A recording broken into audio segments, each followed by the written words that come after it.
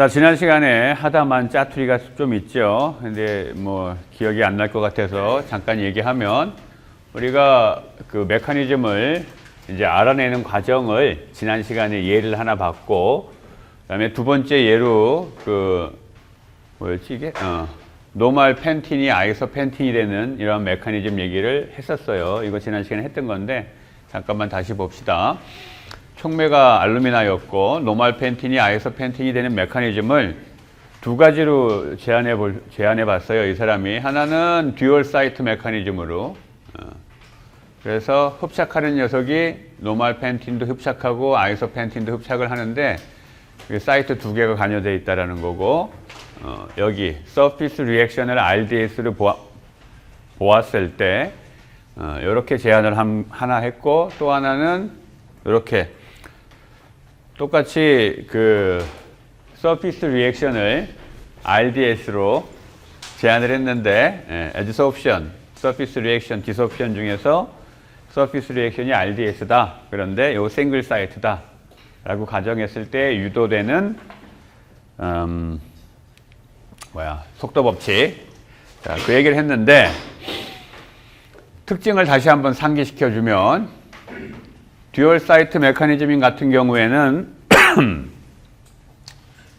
그리고 전부 다 리버서블이라고 가정을 했죠. 그래서 서피스 리액션을 리버서블로 가정을 하고 듀얼 사이트 메커니즘으로 가정을 하고 RDS가 서피스 리액션이라면 속도 법칙이 유도하고 나면 이런 모양이 됐었어요.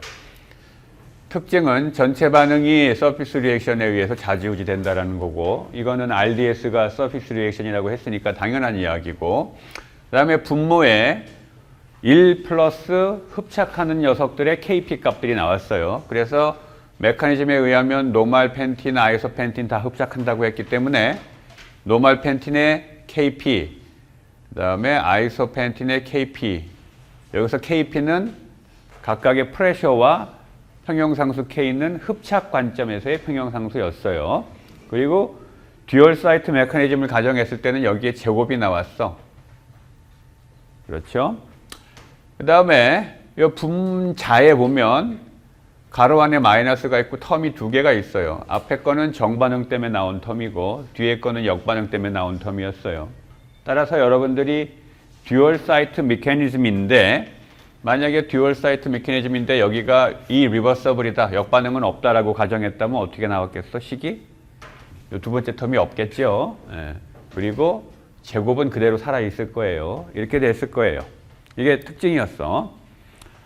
마찬가지로 싱글 사이트 메커니즘을 가정했다면 또 리버서블이기 때문에 여기에 두 개의 텀이 나오는 건 마찬가지인데, 1 플러스 KP, KP가 나오는 것도 마찬가지고, 다만 여기에 제곱이 아니고 1승이었어요. 이건 싱글 사이트 메커니즘이었기 때문에 그렇죠. 여기에 이러한 텀들이 나왔던 이유는 뭐였죠? 중간에 유도 와중에 나오는 베이컨트 사이트의 농도, 그게 사이트 밸런스를 이용을 해서 CT, 토탈 사이트의 농도는 뭐 베이컨트 사이트의 농도 더하기 흡착된 사이트들의 농도, 그 사이트 밸런스 식으로부터 우리가 식을 유도하다 보면 CV를 이제 대입해 주기 위해서 유도하다 보면 이 텀이 나오게 되는 거였죠. 그리고 우리가 중간체에 해당되는 N.S 또는 I.S 흡착되어 있는 녀석들의 농도, 그거를 구하기 위해서 요 관계를 이용했었어요. K분의 R 값이 RDS가 아닌 곳은 0이다 라고 가정했었어. 왜냐하면 RDS가 서피스 리액션이라면 서피스 리액션의 속도 상수는 굉장히 작을 거지만 나머지 두 단계 흡착과 탈착은 빠를 거예요. 따라서 흡착과 탈착의 속도 상수는 클 테니까, 그리고 흡착의 속도와 탈착의 속도는 느리니까 각각을 속도 상수로 나눠준 녀석은 0일 거다. 그래서 각각의 단계, 흡착 단계와 탈착 단계의 속도식에서 좌변이 0이 되면서 거기 두 개의 텀이 있었는데 흡착 텀하고 탈착 텀, 그 관계가 이퀄이 되는 걸로 해갖고 N.S와 I.S를 구했죠. 그리고 나면 여기에 CV가 나와서 CV 이런 것들 때문에 이제 사이트 밸런스를 썼던 거였고, 그렇죠? 자, 오늘 강의할 거는 뭐냐 하면, 그래서 이것도 뭐 서머리를 했었지. 이거 만약에 이 반응들이 다 서피스 리액션 컨트롤 되고 있다라고 가정을 했을 때, 싱글 사이트 메커니즘이고 이 리버서블이에요. 따라서 흡착되는 놈 A와 B에 대한 KP가 나오고 분자에는 텀이 하나만 나오지. 이거는 듀얼 사이트 메커니즘인데 흡착하는 건 A하고 B고 이 리버서블이니까 텀은 하나만 나오고 분자에. 그리고 듀얼 사이트 메커니즘이네. 예, 그래서 여기에 제곱이 나온 거고. 뭐 이것도 마찬가지죠. 흡착하는 게 A, B, C 세 가지가 흡착하니까 KP 텀이 3개 나온 거고 여기 제곱이 나왔어요.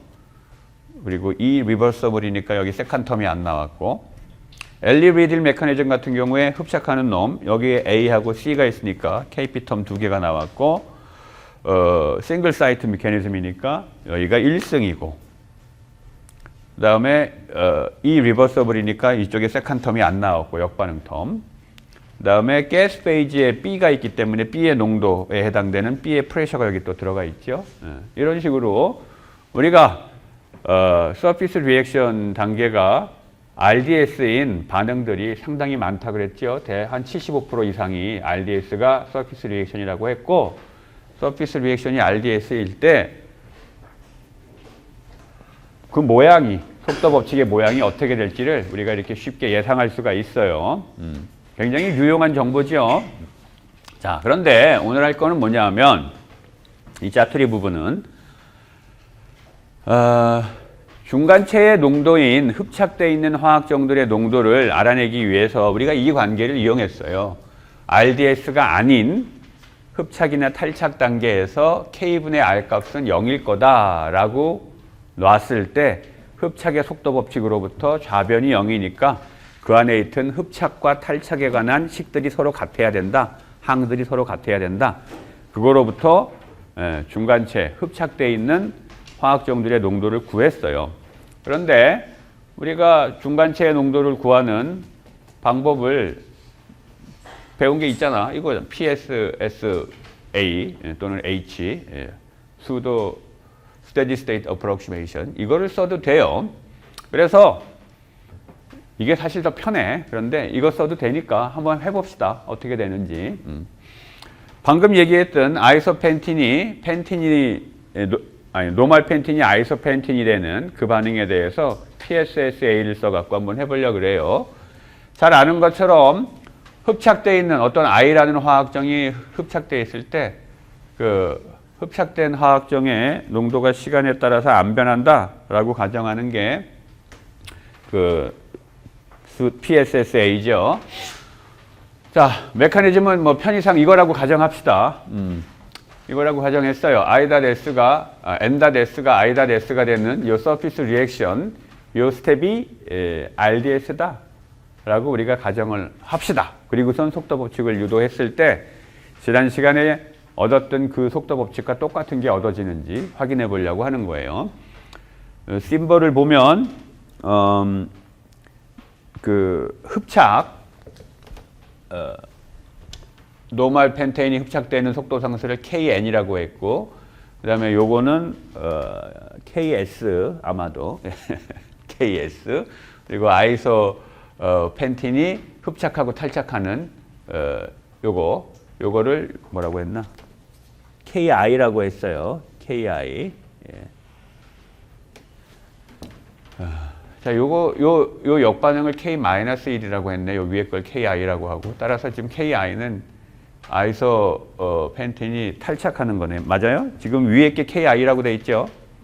그죠? 그러니까 아이소 펜틴이 탈착하는 거를 이제 KI라고 했어요. 속도 사무소를.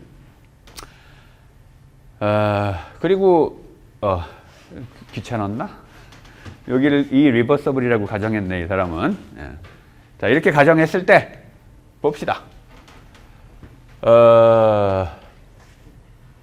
서피스 리액션의 속도식은 우리가 이렇게 쓸 수 있죠. 만약에 전체 반응이 RDS가 여기라면 전체 반응의 속도가 서피스 리액션의 속도일 거고, 서피스 리액션의 속도는 KS에다가 엔다데스의 농도 곱한 걸 거예요. 여기서 엔다데스 이걸 우리가 구해야 되는 거지. 이게 문제야. 그래서 엔다데스를 구하기 위해서 이 중간체들의 농도를 구해보자 이거예요. 그거는 엔다데스 얘가 시간에 따라서 안 변한다. 아이다데스 얘도 안 변한다 이거죠. 그래서 엔다데스가 생기는 놈들 또는 사라지는 놈들 그 텀들을 다 합쳐야 되지. 엔다데스가 생기는 거는 여기 포워드에서 생기죠. 첫 번째 거. 그 다음에 사라지는 거는 이 서피스 리액션에서 사라지고 그 다음에 여기서도 또 그건가? 여기서 또 사라지는구나. 요 엔다데스에 의해서 사라지죠. 요게 두 번째 거고 요게 요 역반응이네. 그렇죠? 그 다음에 아이다데스는 여기에서 생기고 그 다음에 요 역반응에 의해서도 생기고 여기 있네. 그리고 요 정반응에 의해서 사라지고 그렇죠? 이것들이 다 합이 0이다 라고 놓으면 뭐 늘상 했듯이 첫 번째 식에서 엔다데스의 농도가 나오고 그렇죠? 이거 뭐 좋네. 금방 나왔어요. 아이다데스도 앞에 있는 두 번째 식을 정리하면 식이 이렇게 돼요. 근데 여기에 엔다데스가 또 있죠. 따라서 요 식을 여기다 대입한 거예요, 이거는. 네. 자, 그러면 우리가 엔다데스하고 아이다데스의 농도를 구했고, 두 식을 보면 다 문제없는 파라메터들로 나와 있는데, 요 끝에 CV, 여기 CV가 있죠. 이 베이컨트 사이트 농도, 이것도 역시 또 사이트 밸런스 가지고 해결해야 되겠지. 어찌됐건 우리의 오버롤 레이트 오브 리액션은 서피스 리액션의 속도일 거고 우리가 모르는 게 엔다데스였는데 엔다데스를 구했으니까 걔를 여기다 집어넣은 거예요. 이게 이제 전체 반응의 속도일 거고 전체 반응의 속도에서 문제가 되는 CV를 구해야 되죠.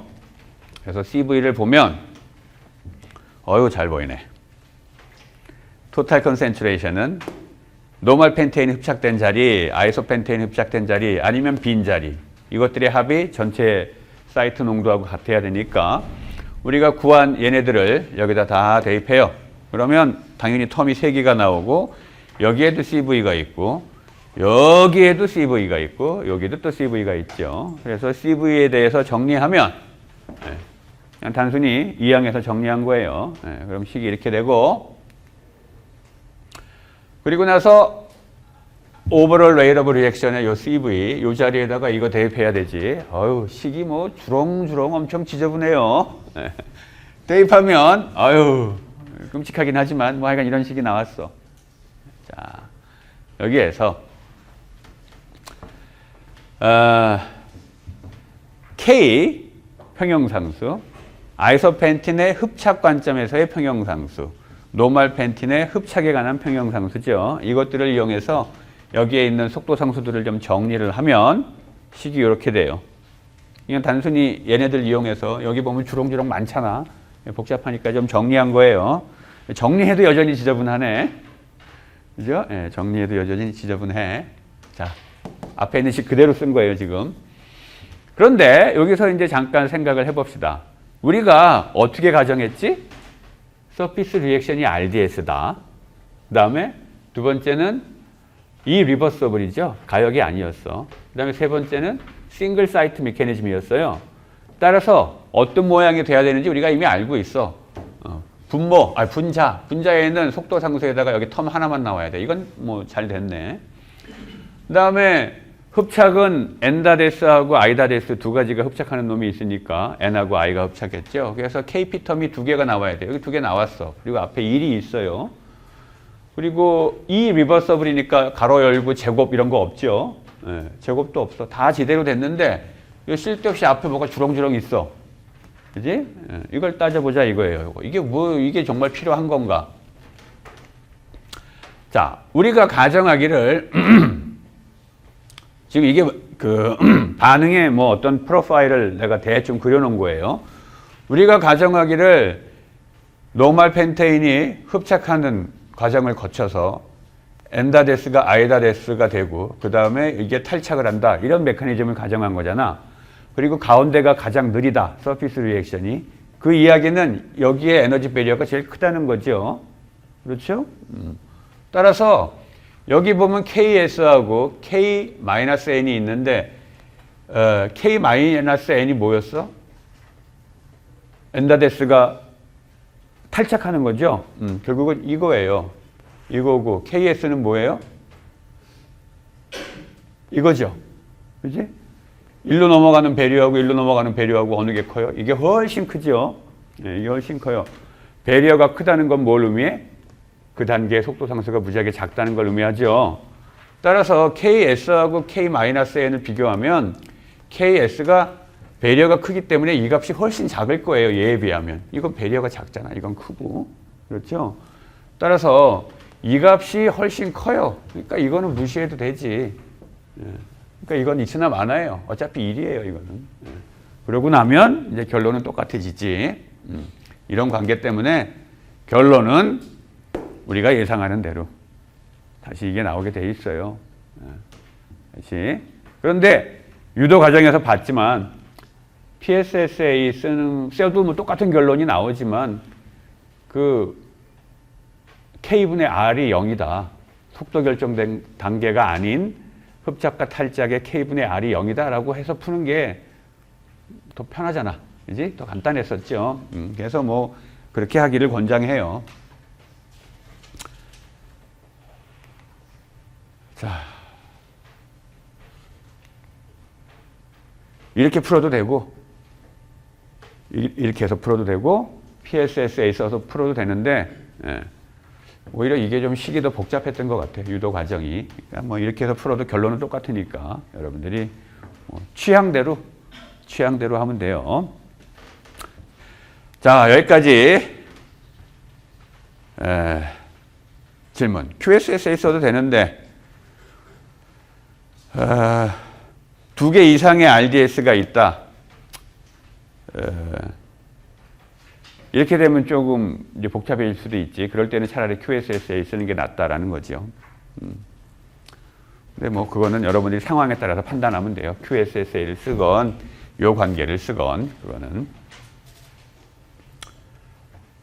자, 여기까지 일단 끊을게요.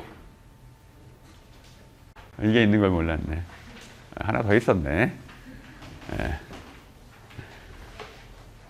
이 짜투리 얘기 하나 더 있는 건 뭐냐 하면 우리가 일반적으로 화학 반응의 속도는 온도를 올리면 반응 속도가 빨라지죠. 온도를 올리면 반응 속도가 빨라져요. 이게 틀림없는 사실인데 왜 그래? 온도를 올리면 반응 속도가 빨라지는 이유는 액티베이션 에너지 때문에 그래요. 액티베이션 에너지가 무슨 값이기 때문에? 양의 값이기 때문에. 일반적으로 양의 값이죠. 하지만 컴포짓 리액션에서 여러 단계 반응에서 오버롤 액티베이션 에너지 값은 경우에 따라서는 마이너스 값이 나올 수도 있다라는 거를 우리가 공부를 했었어요. 물리학 시간에도 얘기했었고. 근데 하여간 일반적으로는 액티베이션 에너지가 플러스 값이고 그 액티베이션 에너지가 아레니우스 이퀘이션의 지수에 들어있기 때문에 온도에 굉장히 민감하게 온도를 올리면 반응 속도가 빨라지게 돼 있죠. 자, 그런데 이런 헤테로지니어스 캐탈리시스에서는 사실은 고려해야 될 게 하나 더 있어요. 뭐 A가 B가 되는 이 반응에서 A하고 B가 다 흡착을 한다 그러면 rate law가 이렇게 되겠죠. 이게 서피스 리액션이라고 칩시다. 이런 반응에서 이게 흡착을 해서 일어나는데 그 서피스 리액션 컨트롤 되고 있다라고 하면 속도 법칙은 이렇게 될 거예요. 뭐 누차 얘기했듯이. 예. 자, 그런데 만약에 그 가역적이라면 뭐 여기 텀이 하나 더 나오겠지만, 자, 그런데 속도 상수는 내가 방금 얘기했던 것처럼 온도가 높아질수록 속도 상수는 빨리빨리 커져요. 굉장히 민감하게 커져. 익스포넨셜 그로스를 인크리스를 하죠. 반면에 여기 보면 KP 텀이 있잖아. 이게 뭐예요? 흡착의 평형상수야. 흡착의 평형상수. 그죠? 그런데 흡착은 발열 과정이에요? 흡열 과정이에요? 흡착은 발열 과정이에요. 물리 흡착은 힛이 조금만 방출되고 화학 흡착은 희시한 그거에 한 10배 정도 많이 발열되는 발열 과정이에요. 따라서 르 샤틀리에 프린시플에 의하면 어떤 놈들이 흡착이 일어나는데 내가 온도를 올리면 이게 발열 과정이기 때문에 평형상수가 어떻게 되게 돼 있어요? 작아지게 돼 있죠. 평형상수가 작아져요. 온도를 올리면 이 속도 법칙에서 A가 흡착하는 평형상수도 작아지고 B가 흡착하는 평형상수도 작아져요.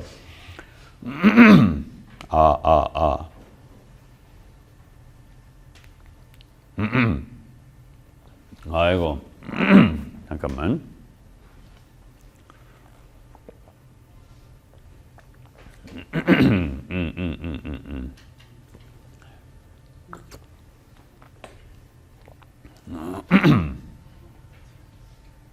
따라서 만약에 온도가 많이 올라갔다고 칩시다. 온도가 많이 올라가면 이 K 값이 굉장히 작은 값이니까 KP 텀 자체가 작아지겠죠. 이것도 작아질 거고. 그죠? 그러면 극단적인 경우에는 이 두 개의 텀이 1보다 굉장히 작아질 수 있잖아. 그렇지? 그러면 속도 법칙이 이렇게 돼버릴 수도 있어요. 이렇게. 그렇죠? 이 부분을 여러분들이 고려해야 돼요. 이 부분을. 그치? 흡착이 관여하기 때문에 온도가 올라가면 이 평형상수가 작아지고 얘네들이 작아져요. 그래서 극단적인 경우에는 이 KP 텀이 사라진 것처럼 보일 수도 있어요. 그렇게. 그렇다는 얘기는 뭐예요? 근데 사실은.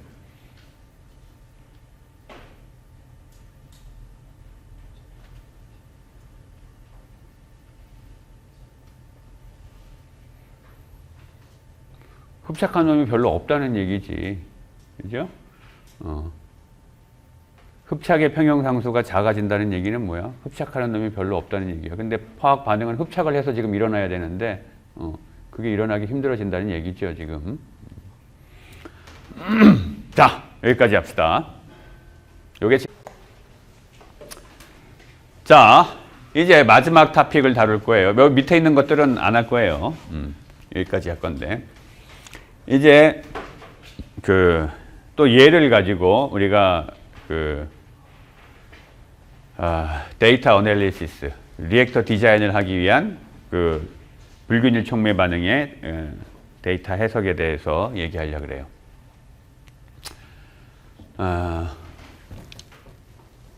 여러분들이 케미칼 엔지니어죠. 케미칼 엔지니어라면 이제 반응공학을 잘 할 텐데 반응공학을 제대로 배웠다면 이런 걸 할 수 있어야 되지.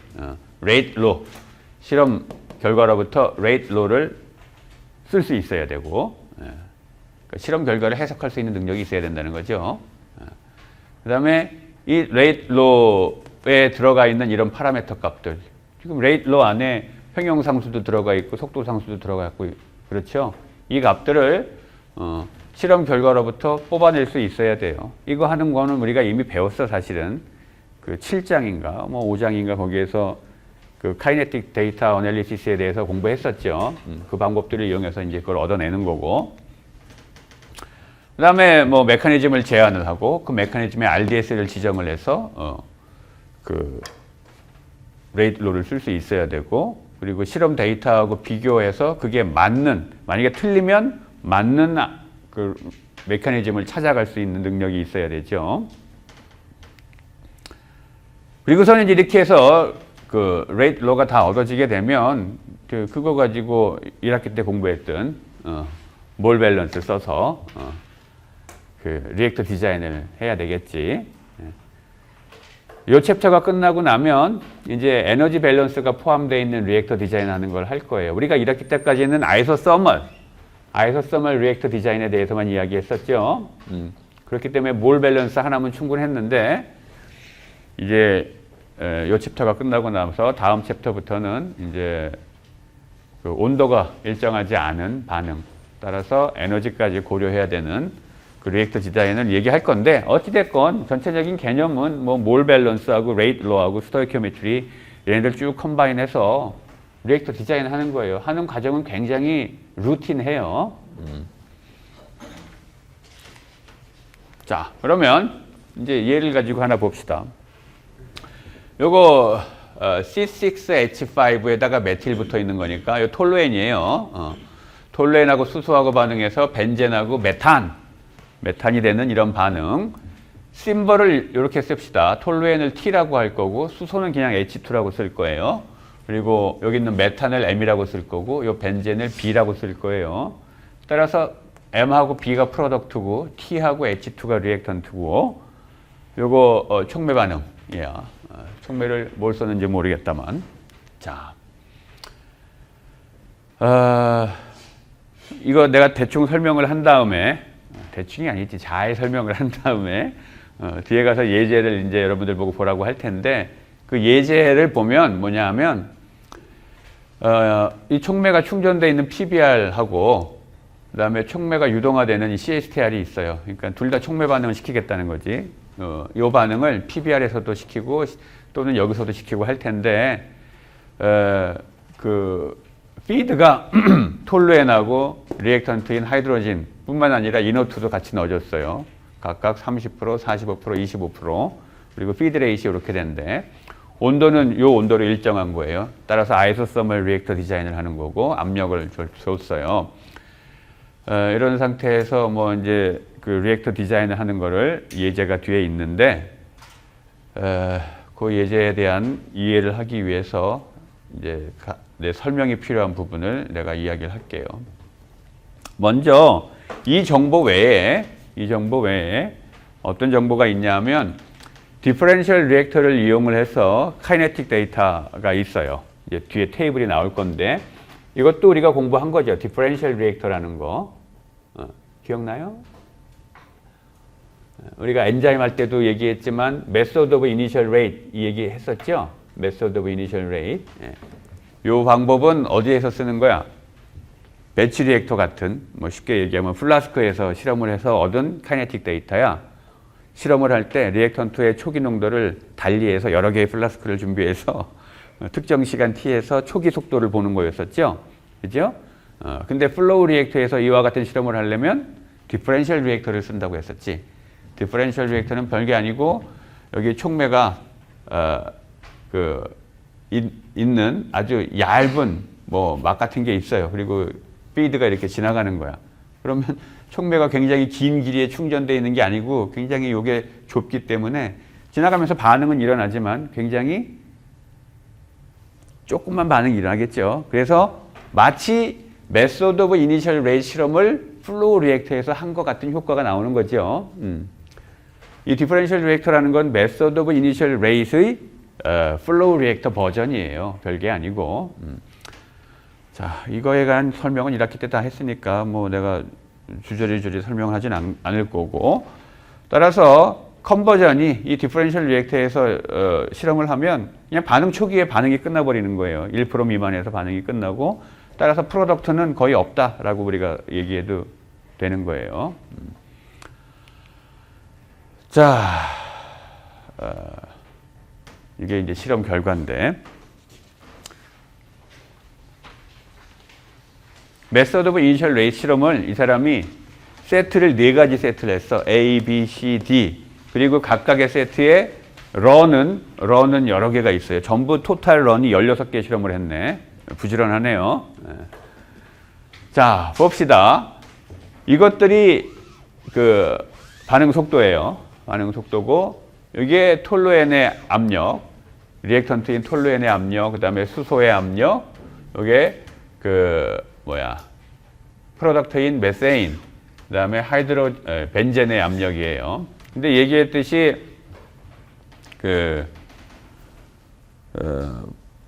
반응이 굉장히 초기에 끝나기 때문에 프로덕트의 압력은 우리가 특별히 프로덕트를 넣어주지 않으면 0이라고 봐도 무방해요. 0이라도. 그러면 프로덕트가 0인데 이 반응 속도는 어떻게 측정했냐? 리액턴트 농도 줄어든 거 가지고 측정한 거예요. 자, 일단 구경을 좀 해봅시다. 이 사람이 어떻게 실험했는지. 첫 번째 세트 A를 보니까 톨루엔 농도 압력이 11이고 이것도 11이지 지금. 11. 그 다음에 재밌는 거는 이 실험을 할 때, 프로덕트도 넣어주고 했네. 요 벤젠은 안 넣었지만 메탄을 넣어주고 1하고 4로 두 가지 종류로 실험을 했어요. 이거 왜 했겠어, 이 사람이? 프로덕트를 넣어주고 실험도 했어. 왜 이렇게 했을까? 프로덕트 안 넣어주고 실험한 것도 있잖아. 여기. 요거 1100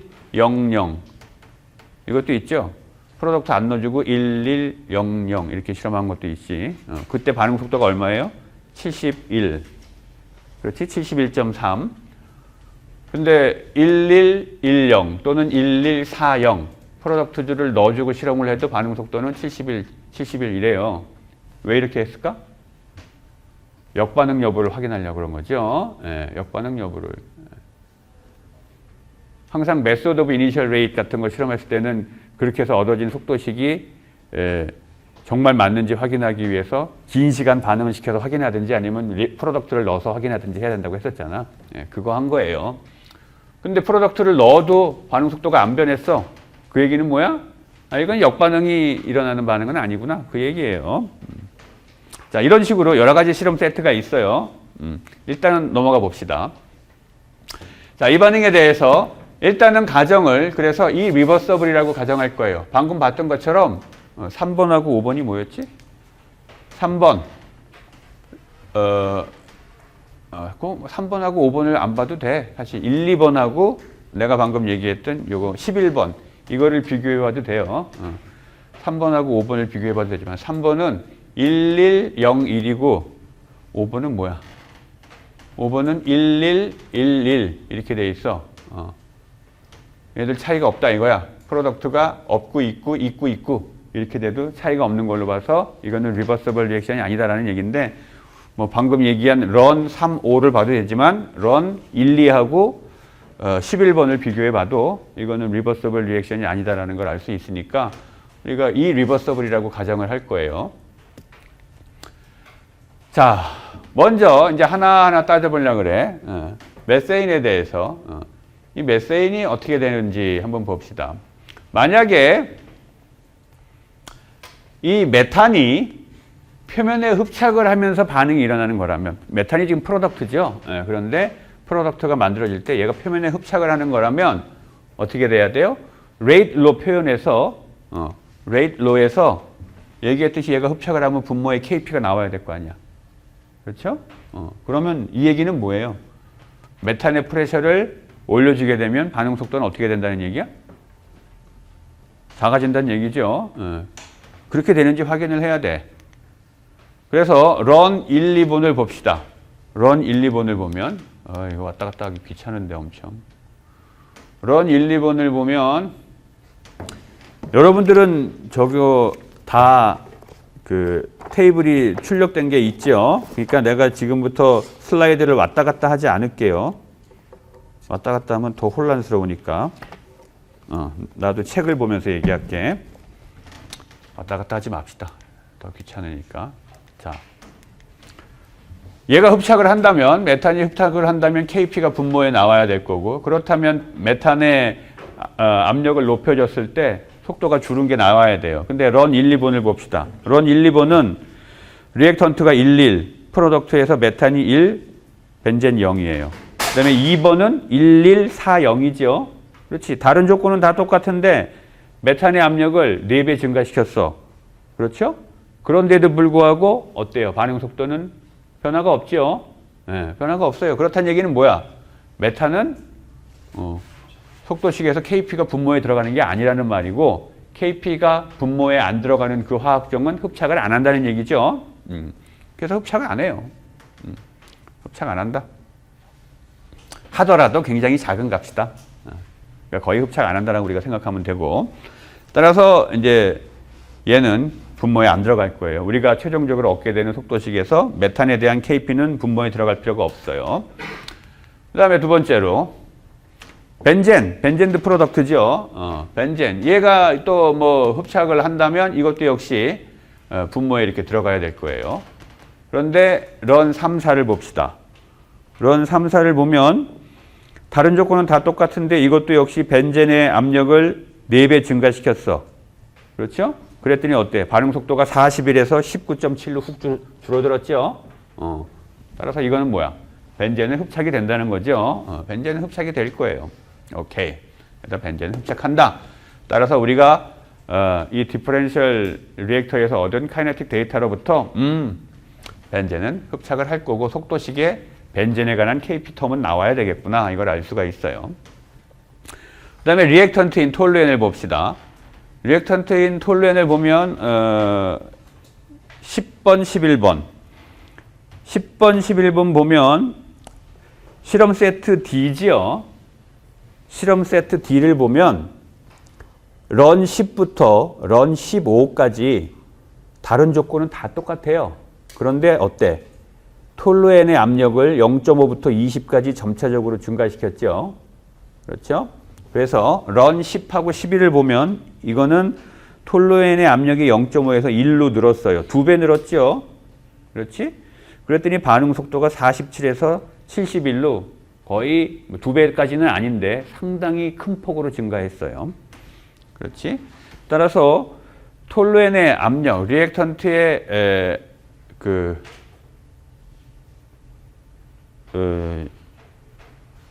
압력이 작을 때 이게 뭐가 잘못되어 있다. 10, 11 이게 작을 때죠. 이게 로그 이게 하인 것 같은데 런 10, 11은 톨루엔의 압력이 작을 때죠. 0.5하고 1일 때야. 그럴 때는 큰 폭으로 증가했고 그 다음에 뭐 1에서 5로 증가했더니 톨루엔의 압력이 1에서 5, 런 10이라고 11을 보세요. 71에서 117, 이것도 꽤 많이 증가했어. 그 다음에 12하고 13을 보면 5에서 10으로 2배 증가시켰는데 압력을 반응 속도는 117에서 127로 살짝 늘었지. 그 다음에 10에서 15로 1.5배 증가시켰는데 127에서 131로 찔끔 늘어났고 그 다음에 15에서 20으로 또 증가시켰더니 133으로 살짝 또 늘었어. 다시 말하면 톨루엔 리액턴트의 압력이 낮은 구간에서는 압력 증가에 따라서 반응 속도가 큰 폭으로 늘어나고 톨루엔의 압력이 높은 데서는 반응 속도가 찔끔찔끔 올라간다는 얘기야. 따라서 톨루엔의 압력에 따라서 반응 속도가 늘어나다가 세츄레이션 된다는 얘기죠. 그렇죠? 그런 경향이에요. 따라서 이건 지금 잘못됐네. 여기가 로우고 여기가 하이네요. 자, 이런 거동을 보여요. 따라서 우리가 예상하는 것처럼 이런 모양이 되겠구나 라고 생각할 수 있어요. 이런 모양이 속도식이 되면 이런 거동이 나올 거야. 이건 고쳐야 돼. 여기가 로우고 여기가 하이예요. 기본적으로 톨루엔이 리액턴트니까 그리고 리버서블이 아니고 이 리버서블이잖아요. 따라서 앞에 속도 상수가 나올 거고 여기에 톨루엔의 프레셔는 반드시 나와야 될 거야. 그렇죠? 그리고 분모에 톨루엔의 흡착이 들어가느냐 마느냐 이제 이건데 이게 만약에 안 들어간다면 톨루엔의 압력에 따라서 얘는 어떻게 돼야 돼? 리니어하게 증가해야 되죠. 그런데 그렇지 않다라는 거예요. 톨루엔의 압력이 작을 때는 거의 리니어한 거 비슷하게 증가하다가 나중에 세츄레이션 되죠. 이렇게 된다면 설명이 돼. 왜냐? 이 압력이 작을 때는 이게 무시게 되니까 거의 리니어하게 증가하다가 압력이 커지면 얘가 무시가 되니까 요거 지워지고 압력이 무관하게 될 거 아니야. 그렇죠? 따라서 우리가 예상하는 톨루엔에 대해서는 분자에 톨루엔의 압력이 들어가고 분모에 KP텀이 들어가겠구나 하는 이 예상이 아주 잘 맞도록 실험 결과가 나왔지. 자, 그래서 지금까지 걸 종합하면 일단은 여기까지는 됐어. 이런 모양이 될 거예요. 그렇죠? 여기까지는. 기본적으로 우리가 지금 이 얘기하는 게 뭐예요? 대전제는 서피스 리액션이 리미팅이다 라는 거야. 그리고 카이네틱 데이터로부터 디퍼런셜 리액터에서 얻은 카이네틱 데이터로부터 보니까 리버서블이 아니까 세컨텀 없을 거고 그 다음에 실험 결과를 보니까 벤젠은 흡착을 하고 메탄은 흡착 안 하는 걸로 나오고 톨루엔은 흡착을 하는 걸로 나오고 이렇게 된 거예요. 이제 남은 게 뭐야? 수소. 수소를 봅시다. 자, 수소에 대한 실험 세트가 세트 C에 있죠. 런 789를 보면 다른 건 다 똑같고 수소의 농도를 1, 2, 4 이렇게 했어요. 그랬더니 어때? 1에서 2로 2배 늘렸더니 반응 속도가 71에서 142로 딱 2배 늘었어. 그 다음에 압력을 4로 했더니 71의 4배인 284가 딱 됐어. 그죠? 이 얘기는 뭐야? 수소의 압력이 리니어하게 증가한다는 얘기죠. 따라서 이렇게 되려면 수소가 흡착을 해야 돼, 말아야 돼? 흡착을 하면 안 되죠. 수소가 흡착을 한다면 아까 톨루엔처럼 여기에 수소의 압력이 나오고 여기에 수소의 KP가 나와야 되잖아. 그럼 이런 리니어한 거동이 나올 수가 없잖아. 따라서 수소는 흡착 안 한다는 얘기예요. 수소는 흡착 안 하고 수소의 압력을 바꿔보니까 리니어하기 때문에 수소는 흡착 안 하고 그냥 여기에만 나온다는 얘기지. 아이고, 여기 있네. 이렇게. 그렇죠? 그래서 지금까지 살펴본 이 반응에 관여하는 4가지 화학종에 대한 디퍼런셜 리액터에서 실험 결과를 보니까 속도식은 이렇게 돼야 돼. 그죠? 이렇게 돼야 돼요. 여기까지 혹시 질문?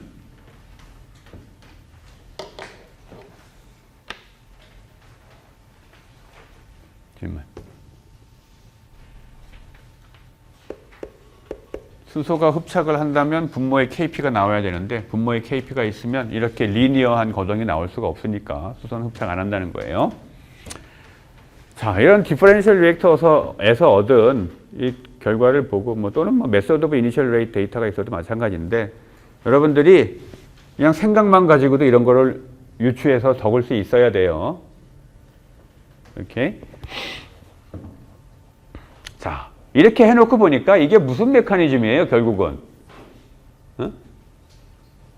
리액턴트가 2가지인데 톨루에는 흡착을 하고 수소는 흡착 안 한 상태에서 반응이 일어난다는 거야. 이게 무슨 메커니즘? 엘리-리들 메커니즘이죠. 바로 이건 엘리-리들 메커니즘에서 일어나는 반응이겠구나 라는 걸 우리가 알 수가 있어요. 물론 책에도 어딘가 써 있던데 이 실험 결과를 가지고 메커니즘을 제안한 사람이 1970년대에 펩이라는 사람이 이거 논문 냈는데 이 사람이 한 20가지 정도의 모델을 다 테스트했대. 어느 게 맞는지 확인하려고. 그러니까 얼마나 이게 지루한 작업이에요. 메커니즘 하나 제안하고 거기에 RDS까지 제안해서 속도식으로 실험 결과를 다 맞춰서 남들이 반박 못하는 모델을 제안하는 게 쉬운 일이 아니에요. 여러 가지 경우의 수를 다 따져야 되거든. 참 성격 좋죠. 자, 그러면 이제 그 다음에는 이 제한된 메커니즘과 일치되는 실험 결과하고 이제 맞춰봐야 되겠죠. 우리가 지금 가정하기를 톨루에는 흡착을 하고 가스 페이지에 있는 수소하고 반응하는 엘리-리딜 메커니즘인데 그때 만들어진 프로덕트는 벤젠과 메탄인데 얘는 흡착을 하고 또 메탄도 프로덕트인데 얘는 흡착 안 하고 가스 페이지에 있다는 거예요. 이렇게 가정해서 얻은 결과가 실험 결과를 잘 설명을 하면 이제 맞다고 주장할 수 있는데 일단 카이네틱 실험을 한 디퍼런셜 리액터 결과는 잘 일치하죠. 자, 지금까지 우리가 이제 요 부분 얘기를 한 거야. 흡착이 일어나고 따라서 이제 흡착이 일어날 거고 그 다음에 서피스 리액션이 엘리-리딜 메커니즘에서 있을 거고 그 다음에 탈착이 있을 거예요. 실험 결과를 보면 여기는 이렇게 적을 필요가 없지 사실은. 분명히 리버서블 아니었어요. 따라서 이거는 굳이 이렇게 할 필요가 없어. 이렇게 할 필요가 없는데 일단은 교육의 목적상 역반응도 일단 있다고 가정을 하고 얘기를 다시 또 해봅시다. 사실은 이거 필요 없어요. 실험 결과를 보면 디퍼런셜 리액터 결과를 보면 역반응 일리는 없어. 그리고 이게 역반응이 아닐 때 이런 속도식이 얻어지는 거죠. 만약에 이게 역반응이다라고 하면 여기 세컨텀이 나와야 되는 거지.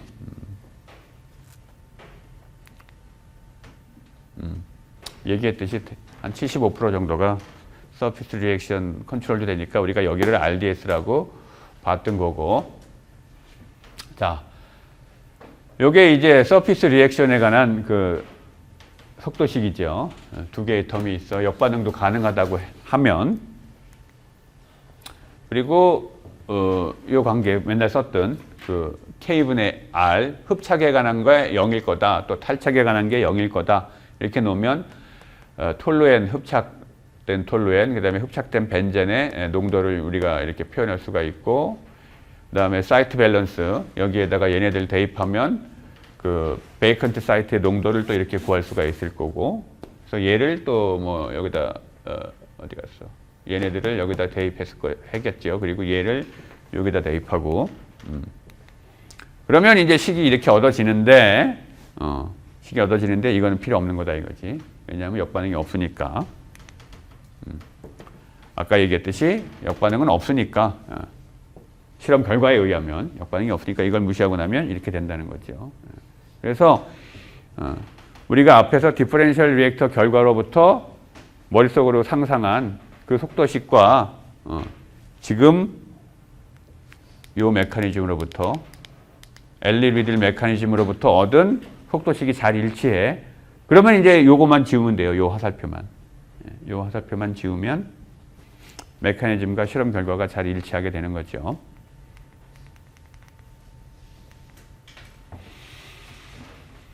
자, 이제 문제는 이런 파라미터들을 평가해야 되죠. 이 K, 이 K가 어디서 나온 거였지? 예. 그냥 관찰되는 속도 상수야. 실제로는 토탈 사이트 컨센트레이션, 그 다음에 서피스 리액션의 속도 상수, 톨루엔 흡착의 평형 상수 이런 것들이 합쳐진 걸 그냥 퉁쳐서 K라고 놓은 거죠.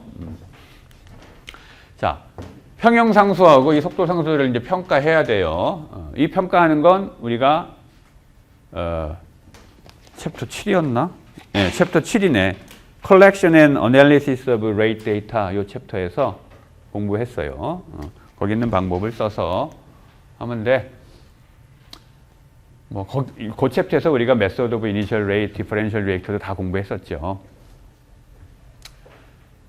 요거를 만약에 뒤집으면 얘를 이쪽으로 이항을 해서 뒤집은 거예요. 뒤집으면 식이 이렇게 되겠죠. 식이 이렇게 되고 요거를 이제 여기 챕터 5가 아니고 챕터 7이야. 엘리먼트 오브 그 책에서는 5인데 우리는 에센셜 이 책을 쓰고 있죠. 이 책은 챕터 7이에요. 그러면 우리가 챕터 7에서 배운 리그레션 하는 게 있었어요. 요 식을 이용을 해서 그걸 써서 이거 리그레션 하면 요 값들을 평가할 수가 있어요. 관련된 예제가 있으니까 일단 넘어갑시다. 이거는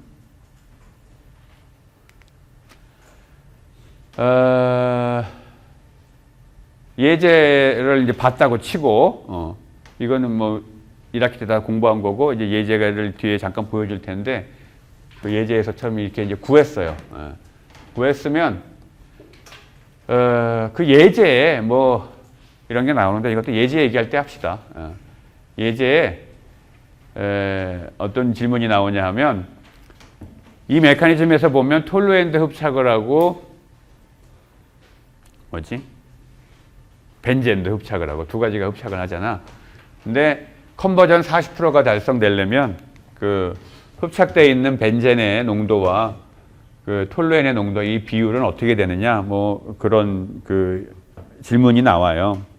근데 그거는 사실은 앞에서 그 T닷S와 B닷S의 표현식을 우리가 이렇게 유도를 했고 여기에 뭐 요거 지워지고 나면 식이 이렇게 되고 여기에 그 톨루엔의 농도를 컨버전 관점에서 쓰면 이렇게 되고 그 벤젠의 농도도 그 컨버전 관점에서 쓰면 이렇게 되고 또 이거 지워지고 그럼 식이 이렇게 되잖아. 그렇죠? 그래서 질문이 40% 얻으려면 어떻게 되냐 그러니까 0.4 집어넣고 그다음에 요 그 리그레션 해갖고 얻은 KB하고 KT 값 집어넣으면 이렇게 나온다. 결국은 40% 컨버전을 얻을 때 흡착되어 있는 벤젠과 톨루엔의 이 농도비는 대충 1.12, 한 12% 정도 그 톨루엔이 더 많이 흡착되어 있을 때 40% 컨버전이 달성된다. 뭐 이런 얘기예요. 그런데 이 숫자가 중요한 게 아니고 이걸 보면 예를 들면 한 90% 컨버전 달성되려면 어떻게 돼야 돼 그러면? 90%면 여기 0.99 여기가 0.1이 되죠. 그지? 0.99 0.1이 되는 거고 그러면 이 값이 어떻게 돼? 이거보다 작아지겠지? 그지? 작아지겠죠? 결국은 더 높은 컨버전을 얻으려면 어떻게 해야 된다는 거야? 당연히 벤젠이 많이 흡착되어 있겠지. 프로덕트가 벤젠이니까. 그렇죠? 프로덕트가 벤젠이니까 컨버전이 높으려면 표면의 흡착 자리 중에 리액턴트인 톨루엔이 점유하고 있는 것보다 벤젠이 점유하고 있는 자리가 많을 때 컨버전이 높다. 뭐 그런 얘기예요. 넘어가고. 자, 이런 식으로 해서 우리가 레이트 로를 이제 알아냈어요. 뭐 누군가가 레이트 로가 이거다 하고 알려주면 땡큐지.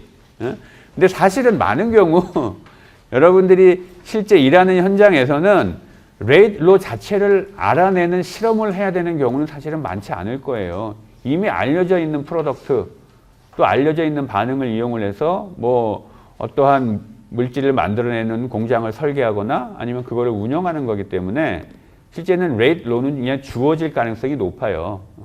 하지만 그렇지 않다면 이런 식으로 알아내야 된다는 거예요. 그래서 레이트 로가 일단 주어졌을 때 PBR이라든가 뭐 이런 촉매 반응의 리액터 사이징 하는 거는 우리가 1학기 때 다 했잖아. 그지?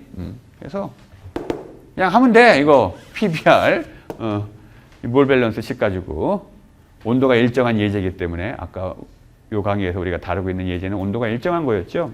그래서 그냥 그걸로 하면 돼요. 그래서 일단 촬영은 여기까지만 하겠습니다.